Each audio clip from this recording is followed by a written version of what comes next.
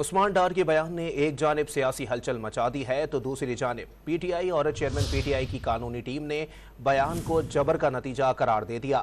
عثمان ڈار کی سیاست چھوڑنے پر والدہ نے سیاست میں انٹری دینے کا اعلان کرتے ہوئے لیگی رہنما خواجہ آصف کو مقابلے کا چیلنج کر دیا۔ عثمان ڈار کے سیاست چھوڑنے کے اعلان اور چیئرمین پی ٹی آئی کے خلاف الزامات پر ترجمان پاکستان تحریک انصاف کا رد عمل آ گیا۔ ترجمان شعیب شاہین نے عثمان ڈار کے انٹرویو کو اعظم خان کے بیان جیسا قرار دے دیا۔ اسی طرح کی سٹیٹمنٹ ہے جو کامران شاہد صاحب کے ذریعے ہی ہمارے تک پہنچی تھی 164 کی سٹیٹمنٹ اعظم خان کی۔ تو آج 6 مہینے ہو گئے ہیں اس واقعے کو، آج تک ان کے ٹویٹس، ان کے گھر کے اوپر ہونے والے حملے، ان کی والدہ کے ساتھ ہونے والی زیادتیاں، ان کے خواتین کے ساتھ ہونے والی زیادتیاں ساری اس نے برداشت کی، لیکن ایک برداشت کی لمٹ ہوتی ہے، اس کی برداشت سے شاید باہر ہو گیا ہوگا۔ چیف جسٹس آف پاکستان سے مطالبہ کرتا ہوں کہ کیا ملک میں آئین معطل ہے؟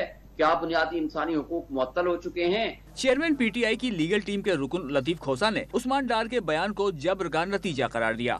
6 مہینے ہو گئے اس کے سارے ٹویٹ، اس کے سارے سابقہ بیانات، وہ تو سارے جو ہے وہ خان صاحب کے حق میں تھے، پی ٹی آئی کے حق میں تھے، اور اب جب وہ غائب ہوتے ہیں تو پھر وہ آ کر اس طرح طوطے کی طرح رکھ کے بیان دینا شروع کر دیتے۔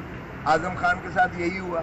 عثمان ڈار کی والدہ نے ویڈیو بیان میں الزام لگایا کہ لیگی رہنما خواجہ آصف جو چاہتے تھے وہ عثمان ڈار نے کہہ دیا۔ انہوں نے واضح کیا کہ سیاست عثمان ڈار نے چھوڑی ہے، ان کی والدہ نے نہیں۔ خواجہ آصف میری بات غور سے سن لو، جو تم چاہتے تھے وہ تم نے عثمان ڈار کو گن پوائنٹ پہ رکھ کر اپنے مقاصد کو پورا کیا ہے۔ سیاست عثمان ڈار نے چھوڑی ہے، اس کی والدہ نے نہیں۔ اور میرا چیلنج ہے تمہیں کہ تم میدان میں آؤ اور دیکھو کہ تمہارے شیر کا میں کیا اثر کرتی ہوں۔